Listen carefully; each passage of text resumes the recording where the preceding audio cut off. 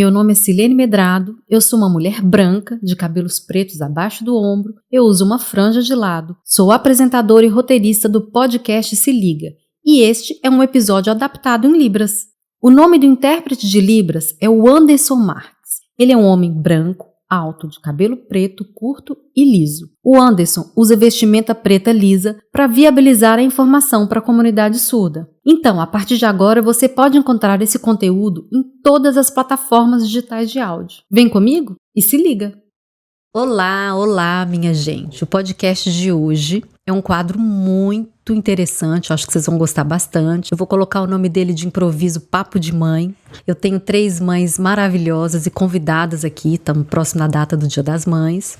Todas têm filhos com síndrome de Down, já vou antecipar para vocês. E com esse tema mãe e maternidade e família, eu não queria fazer nada gravado igual tem sido os últimos episódios do A Vida da Gente. Eu queria um ao vivão mesmo aqui. Então eu vou começar para o negócio fluir, eu vou começar a falar um pouco sobre mim, que acho que todo mundo já tá cansado de saber, né? Mas enfim, vai que a pessoa não ouviu nenhum episódio. Eu tenho 3 filhos. Um deles é o Matheus, que tem síndrome de Down, tem 14, tem a Letícia 20 e a Maria com 12. Eu sou casada e nesse tema maternidade, ele é sempre muito discutido, a gente vê nas redes sociais, o estresse da mãe, né? Da mãe, eu acho que nesse sentido geral, da mãe enquanto mulher, numa sociedade em que antigamente as mulheres praticamente ficavam dentro de casa, elas tinham a família como sua prioridade, sua responsabilidade, e hoje nós somos mulheres que estamos também no mercado de trabalho, que fomos à universidade, estamos muito mais ligadas às informações, ou seja, uma mãe antigamente de um filho com deficiência, ela aceitava todas as informações, porque ela não tinha acesso, ela não era uma mulher com nível instrucional alto ao ponto de poder perguntar e ir mais a fundo. Ela aceitava tudo que vinha e a gente vê, decorrente disso, esses meninos com deficiência hoje, que são adultos, trancados dentro de casa e com aquela mãe que tinha aquela preocupação: e quando eu morrer, quem vai cuidar dele? Aqui nós temos 3 mulheres com nível superior, então a gente parte de uma outra realidade, de uma nova geração e de pessoas com formação. Então eu queria que cada uma se apresentasse. Vocês vão falar primeiro, vocês vão se apresentar, pronto, todo mundo quer conhecer vocês, vão falar da formação de vocês e vão falar para vocês o que é a maternidade. Então vai entrar na maternidade os filhos, que cada uma tem mais de um, porque todo mundo aqui gosta muito de família grande, então ninguém quis ficar com um só. Vamos lá, Adriana, pode começar. Eu me chamo Adriana, eu sou mãe do Rafael, de 11 anos, que tem trissomia do 21, e mãe da Ana Lívia, de 15 anos. Bem, hoje eu vejo como um dos maiores desafios da minha maternidade é a questão relacionada ao Rafael na questão escolar. Hoje nós temos uma criança que gosta de ir para a escola, mas que infelizmente no ambiente escolar não recebe a parte de instrução pedagógica que ele necessita para poder se desenvolver plenamente. Então a minha luta toda até agora tem sido a questão do Rafa ser integrado na escola a nível pedagógico. A nível social, eu acredito que ele é bem integrado, que ele passa pela inclusão, mas a nível de pedagogia, onde ele precisa do mínimo para poder avançar na vida, ele não consegue. Então, a cada reunião é uma culpa diferente. Na última reunião, pronto, atribuíram ao Rafael toda a culpa por ele não aprender, né? E a gente sabe que, infelizmente, isso não existe. A criança, ela é a última a receber, né, essa culpa. Infelizmente, nós temos uma equipe que não é preparada para receber o diferente, e o que se faz num ambiente escolar deixa se passar os dias, né? Vamos ver, enquanto a criança ela não atrapalha ou ela não tira ali a harmonia do ambiente, está tudo bem, vai se levando. Enquanto isso, o tempo vai se passando. E eu vejo que na questão do Rafael, muito mais proeminente na questão da Ana, é a questão do tempo.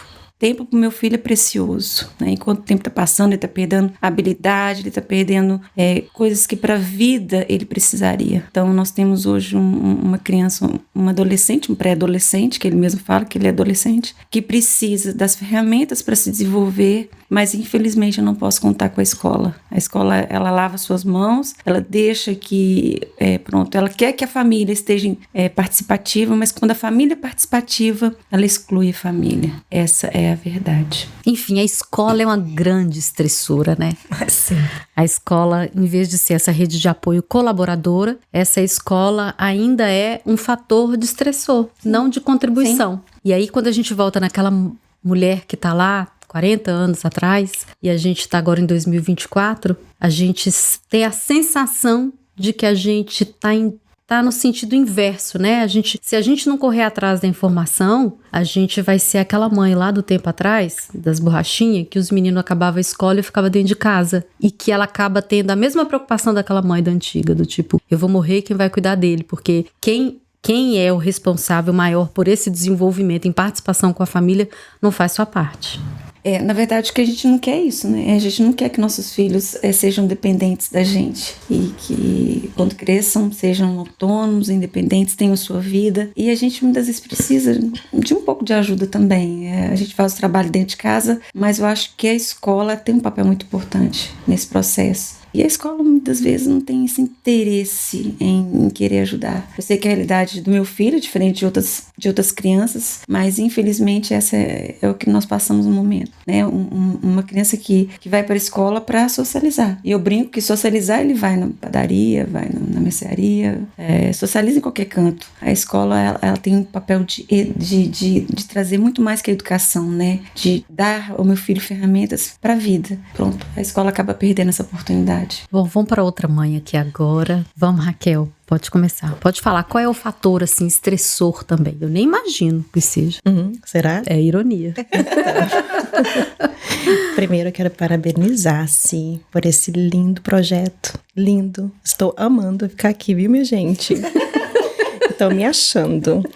Então, eu me chamo Raquel, tenho 3 filhas. Tenho a Camila, de 20 anos, Bianca, de 17, e a Juju, a Júlia, de 10 anos, vai fazer 11 agora em junho. A Júlia tem a trissomia do cromossomo 21. A Júlia, quando a gente falou sobre a questão de maternidade, né, em relação às irmãs, a nível de comparação, que a gente não deve comparar, mas a gente tem sempre esse olhar, né, de falar como Júlia é tratada dentro do meu ambiente, do meu lar, em relação a Camila e Bianca. Gente, eu falo isso para todas as mães. Não teve tratamento diferente de hipótese alguma. Com todo o meu coração eu falo para vocês que a forma de educar é a mesma. Tanto para Camila, como para Bianca, como para Júlia. Eu não... Às vezes, sinceramente, eu esqueço que a Júlia tem a trissomia do cromossomo 21. Não é porque ela tem uma deficiência, né, que eu devo tratar ela de forma diferente. Claro, a gente sabe que precisa de alguma atenção maior, porque envolve atenção maior no quesito de atividades extracurriculares que eu não fazia no caso, com a Camila e com a Bianca. Terapias, né? As outras duas não precisavam, mas a Júlia precisa, porque é algo específico dela. Então, isso requer quê? Mais tempo. E esse cuidado, nesse olhar com Camila e com Bianca, eu sempre pensei em ter, porque pensando nelas, como elas se sentiriam, né? Dessa tensão mais exacerbada para a Júlia e que eu não tive com elas. Porque a gente requer tempo. Hoje, no momento que eu tenho passado de forma diferente, que eu tô sentindo, né, uma diferença grande na minha vida, é essa questão de ter tempo maior para a Júlia e esquecer um pouquinho meu lado Raquel, meu lado profissional, meu lado eu. A gente meio que deixa de lado essa questão para ter um envolvimento maior nos processos que a vida tá no caso, me passando nesse momento, né? Que eu tô vivenciando nesse momento. A Camila já tá no ambiente profissional, agora saiu de casa, tá mais ausente. Eu não tenho mais esse tempo de ajustes que até eu utilizava pedindo ajuda para minhas filhas para poder me ausentar para um trabalho, para poder me ausentar para alguma atividade que eu precisava fazer. Hoje eu não tenho mais a Camila para esse apoio e nem posso ter, porque ela tem a vida dela, né? A gente tem que começar a pensar que essa questão de como vou fazer quando eu for embora, quem vai ficar com a Juju, como vai ser o dia a dia dela quando eu não estiver presente. Então, como eu sei que eu estou presente, a responsabilidade é minha como mãe de cuidar da Júlia, não posso passar essa responsabilidade jamais para as irmãs, elas têm a vida delas, a gente meio que se anula. Isso é uma coisa que talvez a gente pode conversar assim, para levantar como um tema muito específico, porque eu acho que uma sugestão muito positiva para as mães começarem a refletir sobre ela, A gente esquece muito a mãe, a gente foca muito as crianças, né? Sobre a questão da deficiência deles, o que eles pensam, o que eles podem, o que deve ser feita a inclusão, como ele deve se socializar. Mas e você, como mãe de uma criança atípica? Como é, né?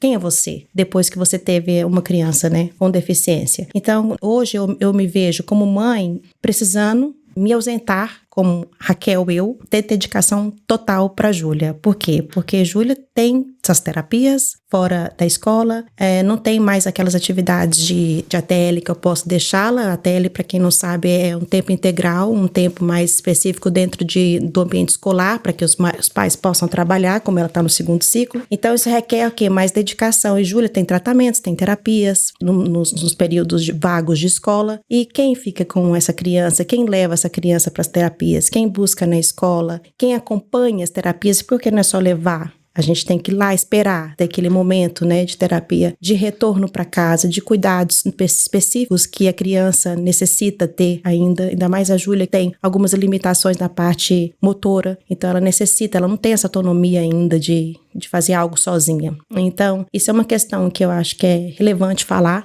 sobre ser mãe em tempo integral, tentar conciliar o ser mãe e ser pessoa, como Raquel. Cadê a Raquel profissional? Cadê a Raquel sendo ela? São situações que é importante a gente levar para uma reflexão, uma postura de conduta mesmo, de tentar lidar com tudo isso como é. Júlia na escola é o que a Adri falou, a parte da socialização, a gente não tem o que dizer, ela é muito querida, muito amada, muito respeitada. A gente percebe que o grupo docente, o corpo docente da escola é um corpo docente presente na vida dela. Eu tenho contato diretivo com os diretores de turma, eu tenho WhatsApp, eu tenho redes sociais dela, eu tenho uma relação muito boa de comunicação, mas a questão pedagógica, realmente eu não vejo.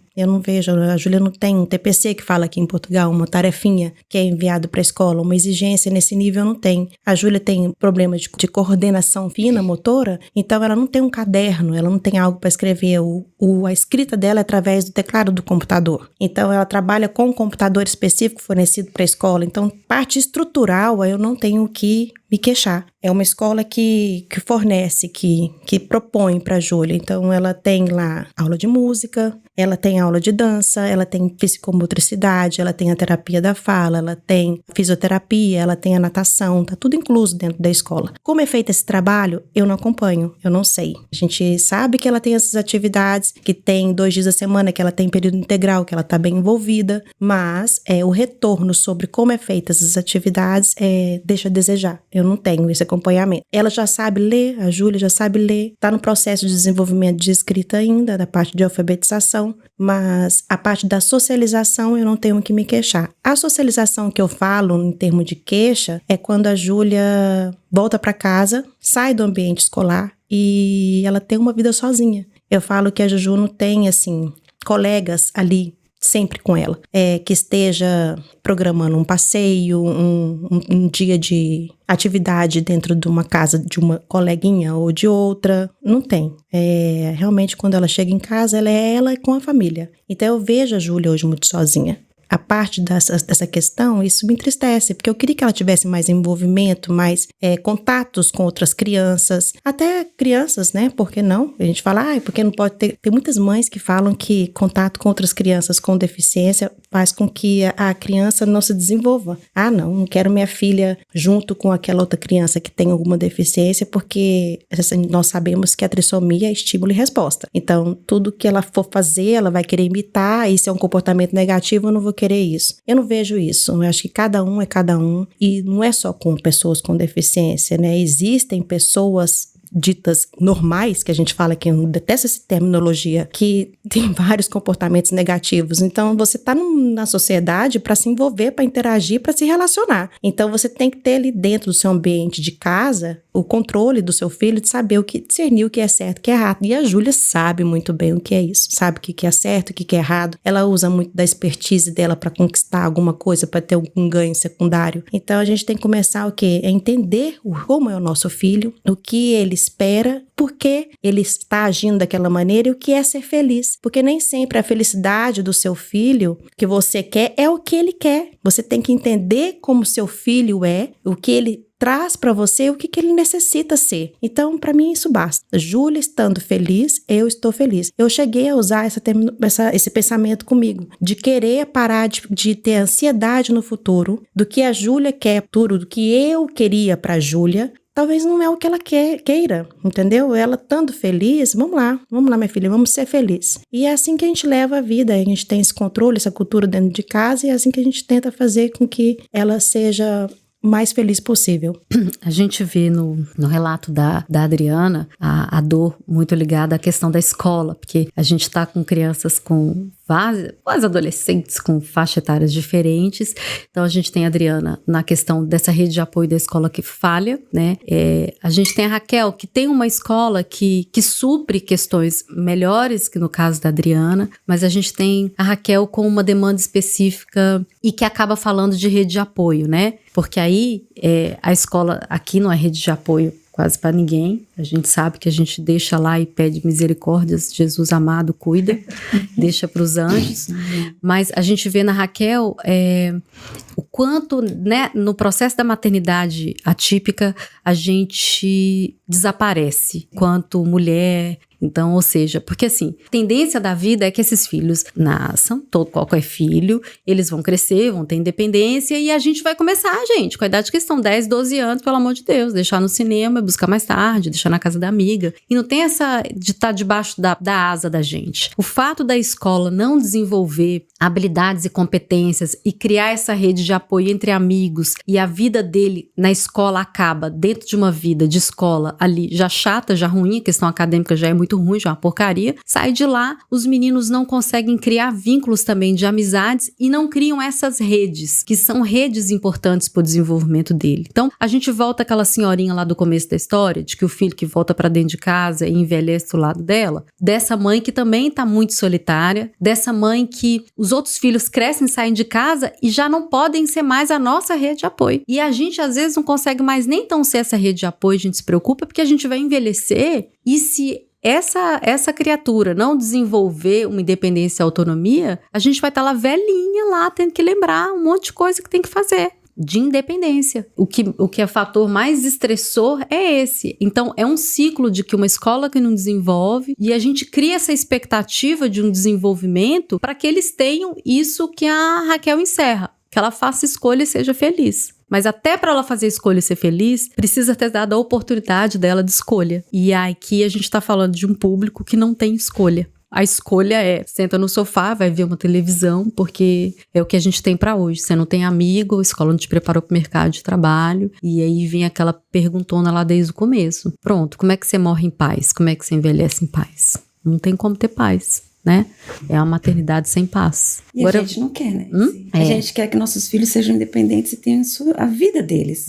Mas uma coisa que eu acho que todas aqui ouviram nossa, você vai ter seu filho pro resto da vida. Ai, né? gente, que vai ser seu horrível. Companheiro, né? Vai ser sua companhia. Não quero. Quem disse que eu quero isso? Eu quero que meu filho vai viver a vida dele, vá pro mundo. É isso que eu quero, sabe? E muitas pessoas veem isso como um benefício. Poxa, você vai ter uma companhia. E fala, e será que ele quer ser essa companhia? Porque eu acho que ninguém olha pra essa pessoa com deficiência e pensa que ela não quer ser companhia de ninguém. Ela quer ter a vida dela, ela também quer casar, ela quer dirigir, ela quer trabalhar. Ela não quer ser dama de companhia, não é um pet que a gente compra pra ser companhia ali.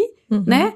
É o Dalzinho, né? Ninguém quer isso, eles não são bichinhos de estimação, eles são pessoas. Acho que a gente faz parte de uma geração de mães, né, que querem empoderar, não gosto muito dessa palavra, mas dar aos filhos as ferramentas que eles precisam para viverem suas próprias vidas. Eu acho que daqui para frente vai ser diferente as histórias, né, de pessoas que vão estar gerando outras pessoas com trissomia do 21. E eu acho que, quem sabe, né, essa mentalidade não mude, né, de que, poxa, tô esperando um filho e esse filho possa ter um bom prognóstico de vida, de vida independente, que não seja dependente de mim. A gente tá lutando para isso. Nós estamos aqui no podcast para contar quem tá ouvindo, né? É verdade. E não dizer mais, quando você tiver que venha com muita saúde, né? Desde que não tenha um filho com trissomia do 21, né? Se tiver com trissomia do 21, já não vem muita saúde. Né? Eu ouvi uma vez, eu vi uma vez na rádio, uma galera tava fazendo um grupo de oração, e aí ela foi lá, intercedeu, eu tinha um risco de ter um filho com trissomia e tal. Aí mandou depois uma carta, olha, graças a Deus, ele nasceu com trissomia, e todo mundo amém, Senhor. E aí aquilo bateu em mim. Eu falei, cara, tá, tudo bem, a gente não tá dizendo que é fácil, mas quando você reforça isso numa comunidade religiosa, tipo, olha, graças a Deus, ufa, não nasceu, gente, olha, Deus livrou ela disso. Poxa, mas e aí? Então quer dizer que Deus virou as costas pra nós? Quando tivemos um filho com trissomia, não. Então essa forma que a sociedade impõe de que, bom, você tá grávida, você tem um filho com deficiência, o seu filho tá a par, o seu filho não tá dentro do espectro da bênção, né? Sim, é isso. Porque são filhos abençoados da mesma forma. E uma pergunta que eu fiz, quando eu estava grávida do Rafael, que eu recebi o diagnóstico, eu falei, Deus, por quê? Por que comigo, né? E Deus falou comigo, por que não com você? Né? O que te faz ser melhor? Mas depois eu descobri que sim, eu era melhor. Porque receber um filho com trissomia é um presente. Tem lá, sim, eu não tô aqui romantizando, né? A gente sabe que tem as dificuldades, mas eu acho que ter um filho com trissomia, a gente aprende muito mais com eles do que a gente pode dar alguma coisa para eles. Eles nos ensinam muito. Dando só um parênteses na sua fala, que eu acho importante para quem está chegando agora, tendo criança com síndrome de Down, e as pessoas que acompanham as mães, né, com alguma deficiência, as terminologias, elas são importantes e mexe muito com o coração de uma mãe que ouve. Seu filho é um anjo, anjinho. Seu filho é especial. Seu filho tem necessidades especiais. Gente, são termos que não se deve utilizar, que não é interessante utilizar. Não é adequado. O seu filho é doente. O seu filho é doente. Ele com certeza veio com algumas doenças, né? Da síndrome de Down com ele. Por que você não abortou o seu filho? Porque aqui em Portugal e em alguns países, né? Essa prática ela é muito comum. Não tem nascido tanto pessoas com deficiência. Então, tem coisas que machuca quando a gente ouve. Também que não pode ser aquela coisa engessada, aquela coisa medo, né? De você também de não ouvir e não retrucar ou então só se ofender. Eu procuro um método que eu criei comigo de explicar.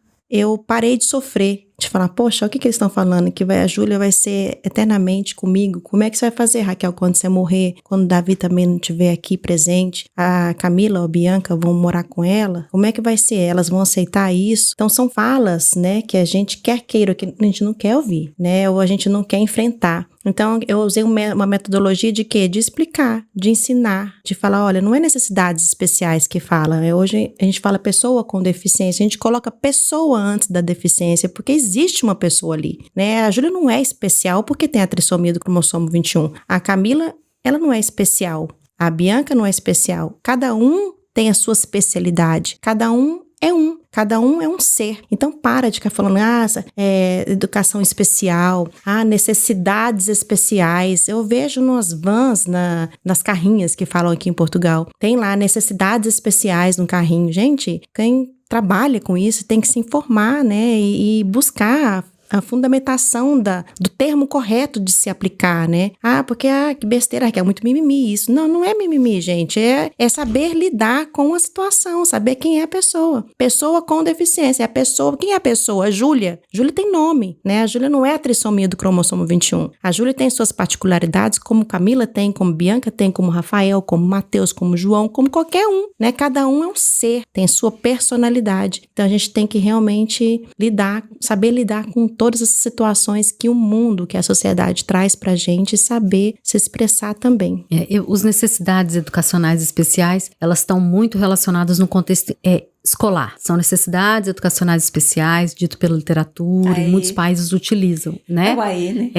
E as necessidades educacionais especiais, dentro de um contexto de escola, ela é considerado tolerável, plausível, e é o que é usado em terminologia. Mas quando a gente leva esse especial para fora da escola, né? Ele é especial, ou essa condição ele é anjo, né? Anjo não trabalha, anjo não casa, anjo não transa, anjo não ganha dinheiro, anjo não precisa, anjo precisa ficar sentado lá, ele é anjo. O anjo não faz nada, né? Então, essas terminologias, a terminologia determina a nossa ação. Né? E quando a gente considera a pessoa, antes a gente imagina que ela tem direito de ser o que ela quiser, assim como qualquer outro, né? Sim. Agora nós vamos ouvir a nossa terceira mãe. Pode começar, Dani. Olá, gente, eu sou a Daniela, sou casada também e tenho 2 filhos. A Sofia, que tem 11 anos, e o João, que tem 7 e tem trissomia 21, né? A gente tá falando de desafios, né? Pra mim hoje, com 7 anos, o João tá no 1º ano do ensino fundamental. O maior desafio realmente é a escola, né? Vocês sabem, a gente já compartilhou algumas coisas, as dificuldades que tem sido porque as pessoas não acreditam nele, né? Então, daí para se comprometer com ele, para o desenvolvimento dele é complicado. Então, sempre tem aquelas brigas com a escola, com as pessoas que precisam apoiá-lo para que ele possa se desenvolver. Hoje, nesse momento da minha vida, tem sido o maior desafio, né? Mas a gente estava ouvindo as meninas aqui falando, e um grande desafio também, que eu acho, é muito a questão da solidão mesmo, porque solidão materna minha, que eu falo, porque são desafios únicos que eu tenho que enfrentar com meu filho. No início, logo que ele nasceu, eu conversava muito com as pessoas, eu falava, mas fica aquela coisa assim, nossa, que chato, lá vem ela reclamar de novo. Não tô reclamando, eu tô falando da minha vida, que naquele momento tá daquele jeito. E aí, eu com o tempo, eu fui aprendendo a não compartilhar determinadas dificuldades do João, porque eu quero ter amigos, quero sair, quero estar com as pessoas, e não quero ser a chata que fica falando de problema. Então, eu aprendi a não falar. Então, eu penso, não sei como é para vocês, mas que para mim a solidão materna, para mim, como mãe atípica, ela é maior, sim. Até eu tava, assim, para mim fez muita diferença ter conhecido vocês, da gente conversar ali no grupo de WhatsApp, compartilhar algumas coisas, porque como nós temos realidades semelhantes em vários aspectos, eu falo e vocês entendem o que eu quero dizer, não se ofendem, né? Essa questão também que a Raquel tava falando dos termos, eu acho que as pessoas realmente precisam ver a pessoa com deficiência como uma pessoa mesmo, e assim, como é que eu posso dizer? Elas, às vezes, quando você coloca e você fala da deficiência ou do problema de saúde que ele teve e tal, as pessoas, é um assunto que incomoda, elas ficam, e por isso que elas usam esse termo, eu acho, especial. Não, gente, olha, o João é meu filho, eu quero falar dele, eu gosto de falar dele, eu gosto de falar das coisas dele, das alegrias e das dificuldades, né? E a gente fala e pode falar, sim, ele é uma pessoa com deficiência, sim, ele tem deficiência cognitiva, ok, é isso, tá tudo bem, não tem problema falar, né?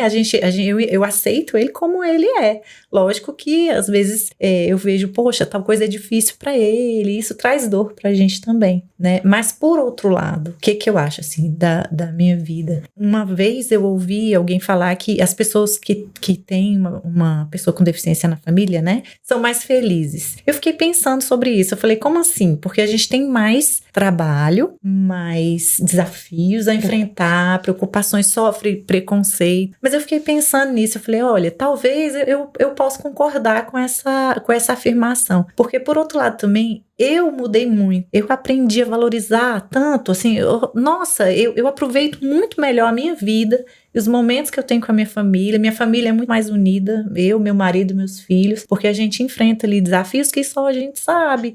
As outras pessoas, mesmo pessoas da família que são próximas, não sabem tanto as coisas que a gente passa. Então, sim, eu posso dizer que eu sou mais feliz com o meu filho, porque eu aprendi a ser mais feliz, eu aprendi, apesar dos desafios, apesar da solidão que eu sinto muitas vezes, mas a viver de uma maneira mais, a aproveitar os momentos simples da vida. Eu acho que é isso.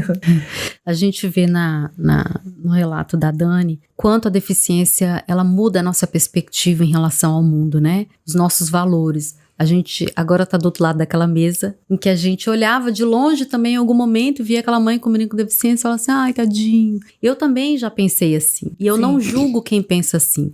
A ideia do podcast, de trazer essas mulheres incríveis aqui, é para começar a mudar a mentalidade de vocês, para que vocês não sejam aquela mãe que quando eu recebi meu filho, eu achei que eu tava sendo, porque comigo, Deus, como disse a Adriana, oh, meu Deus, né? Porque a gente não consegue ver o bebê antes da síndrome. A gente não consegue consegue ver o aluno antes da síndrome, a gente não consegue ver o homem, a mulher antes da síndrome. Então, enquanto as pessoas não forem vistas como elas merecem ser, elas vão ser tratadas como anjo, que anjo é uma estátua, anjo tá parado, anjo tá estático, anjo não avoa. Né? A gente não quer anjo, a gente quer pássaro, a gente quer que eles voem, que eles tenham independência, que eles se alimentem sozinhos. Mas para que eles façam isso, existem barreiras atitudinais enormes. Então a gente vê, a Raquel fala que na escola, aqui em Portugal, a Adriana, a gente sabe que a questão, não existe uma barreira tão de acesso a trabalhos, a serviços, a equipamentos, não é isso.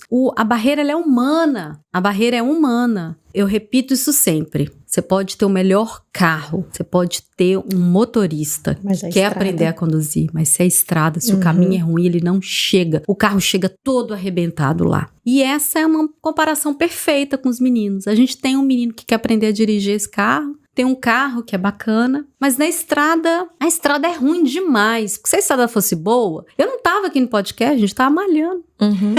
Né? A gente não tava aqui todo mundo atrasada pro almoço dos meninos, a gente tava na nossa vida. Então a gente tá aqui pra começar a deixar essa mensagem que assim, nós somos mães, mas somos mulheres. A gente quer não ter essa cabeça da senhorinha lá de 50 anos atrás, como é que eu vou morrer, como é que eu vou morrer. Não era pra gente tá pensando nisso, era pra gente tá pensando, nossa, que legal, vou poder fazer uma viagem, porque eu sei que fulano, beltrano, ciclano tem a vida deles. E infelizmente não é a nossa realidade. Então não adianta ter o melhor equipamento eletrônico se quem tá por trás dele é um professor capacitista, que trata aquele menino como um anjo e põe ele pra desenhar sem nem imaginar e se ensinasse a desenhar, pelo menos pra virar um artista plástico, vender aquele quadro e trazer dinheiro pra gente poder ter uma boa reforma, o nosso quadro ir pro spa maravilhoso juntas, tava ótimo. Não é, também acho.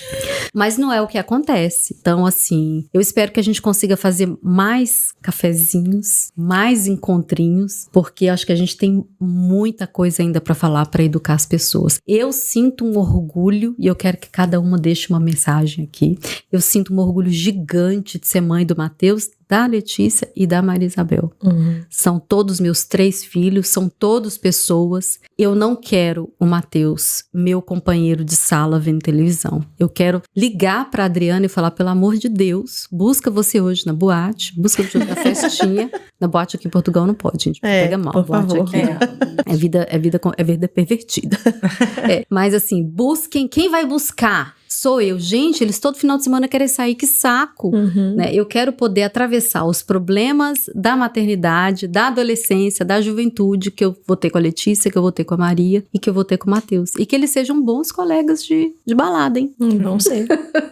Companheiros, né? Companheiros, é isso. Deixa Pra seu vida. recadinho, Dri. Então, eu também tenho um orgulho imenso de ser mãe da Ana Lívia e do Rafael, os dois totalmente diferentes um do outro, mas eu só tenho que agradecer ao Senhor pela vida deles. Amo vocês, meus filhos, vocês me completam. Pronto, e também dizer que nesse Dia das Mães, que ninguém me veja como uma mãe poderosa, né? Aquela super mãe, porque eu não sou como qualquer outra, que também tem seus desafios, né? As suas dificuldades. Eu tô tentando ser uma boa mãe, à medida que meus filhos precisam. E eu sou muito grata a Deus por tudo. Então, pronto, meu recado é esse. Ame mais o seu filho, o aceite, o receba, dê ele tudo que ele precisa, as ferramentas que ele precisa, que ele vai voar. Acredite no seu filho, ainda que o mundo não acredite. Sempre acredite no seu filho. É isso. Feliz Dia das Mães para todas. O que dizer das minhas filhas, né? Que mãe coruja que eu sou.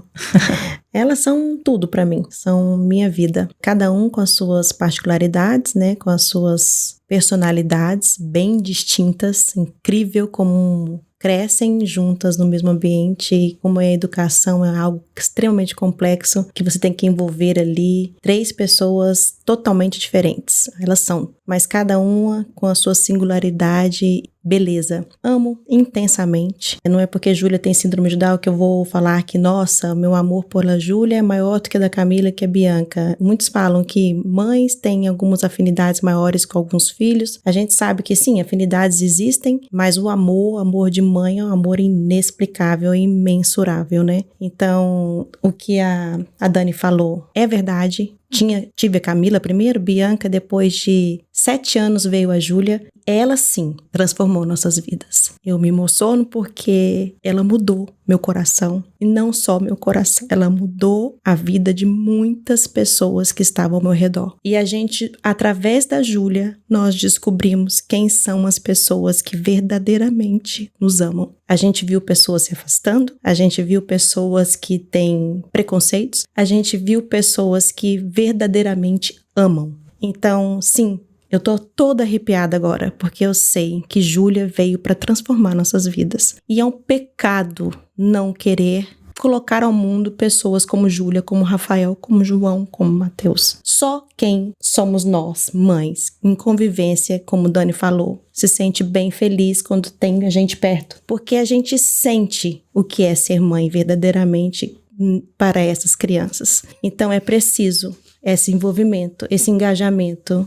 essa postura que está tendo se de envolvermos nós, para que a gente possa realmente trabalhar juntas nesse sentido de levar informação. Dizer todas essas mães que estão chegando agora, olhem para os seus filhos com amor, com toda dedicação. O que Dri falou potencialize, veja, escuta, sente, porque eles têm sim potencial e muitas habilidades para ter uma vida com autonomia, uma vida independente, uma vida de amor, e tem muito, muito o que ensinar. Porque eles vão vir e vão continuar ensinando pra gente. E que eles sejam sempre felizes. Essa é a minha mensagem. Aí, o que eu poderia dizer, né? Eu que me sinto uma pessoa especial por ser mãe da Sofia e do João. Eles trazem tantas alegrias pra mim, eu não posso nem contar. Realmente, eu sou muito feliz pelos filhos incríveis que eu tenho, todos os dois.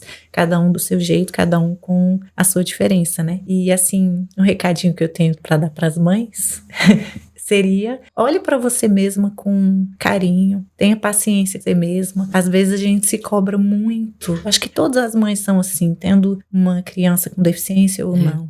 A gente se cobra, a gente tem que ser perfeita e a gente não consegue, são muitas coisas. Então, olhe para você mesmo com carinho, tenha paciência, dê o seu melhor sim, faça o que você puder pelos seus filhos, mas você não consegue fazer todas as coisas, aquilo que você não consegue, confie em Deus e Ele vai fazer. Mas se perdoe caso você não consiga fazer alguma coisa, né? E seu filho vai chegar lá, dê o seu melhor. É isso. Eu desejo agora, assim, para esse Dia das Mães, esse é o 6º episódio, Papo de Mãe com essas 3 queridas amigas. E eu queria deixar um recado não só para mães atípicas, porque eu acho que isso a gente escuta o tempo todo, né? De que a gente é isso, que a gente é guerreira, que a gente não é guerreira, a gente é cansada, a gente é sem rede de apoio, a gente é desesperada. Pronto, falou tudo. E a gente tá na hora do almoço aqui, gravando, né? Se corre pra contar pra vocês que sejam as mães dos meninos dos meninos típicos, ditos normativos, sejam mães que eduquem seus filhos pra diferença. Perfeito. Sejam mães do caralho, sejam mães massas, sejam mães que ensinem seus filhos a chamar aquele menino com autismo, com surdez, com Down, pro aniversário dele. Dê a oportunidade de participação social, porque isso vem da família. A gente falou escola.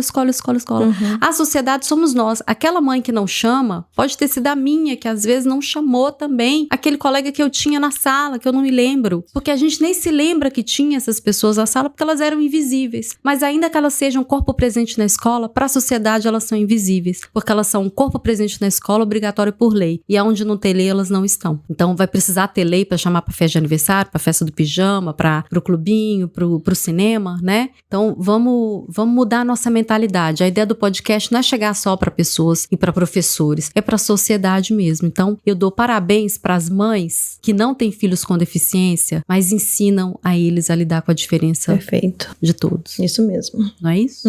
Isso. Então, feliz Dia das Mães para vocês. Feliz Dia das Mães, meus amores. E eu espero ter vocês aqui mais vezes. Com certeza. Tá bem? Beijão. Beijinhos. Tchau, tchau. Tchau.